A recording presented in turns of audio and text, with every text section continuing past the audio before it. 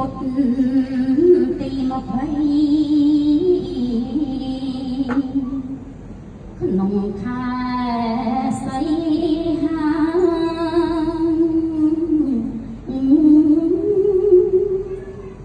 ថ្ងៃដែលខ្លោចសាកូនទុកសានធំមាត់ចរិតរិស្យាប្រហាម្ដាយខ្ញុំ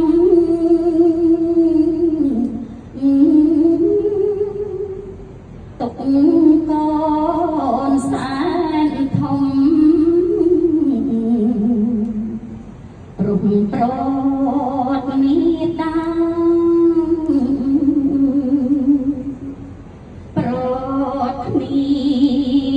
រៀននេះ6ថ្ងៃហើយអ្នក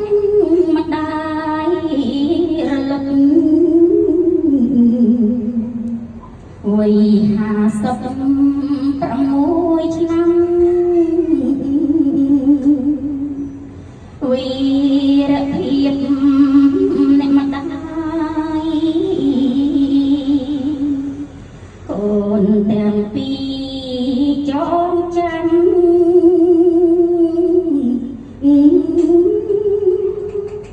ម្ដាយខ្ញុំលោកអង្កម្ម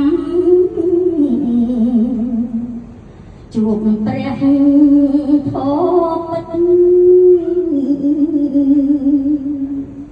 កូនមិនភ្លេចបណ្ដាមកឲ្យកូនសាមគ្គី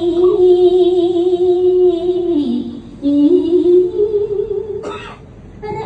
ក្សាលោកតាកូនជំនួសមកផងអោអ្នកម្ដាយអើយនាមប្រាំចិន្តាមុខនេះ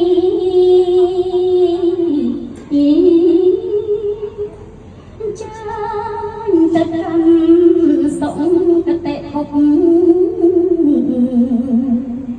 លោកបានកូនញាតិទាំងឡាយអត់ទឹកហើយសូមអនុមោទនា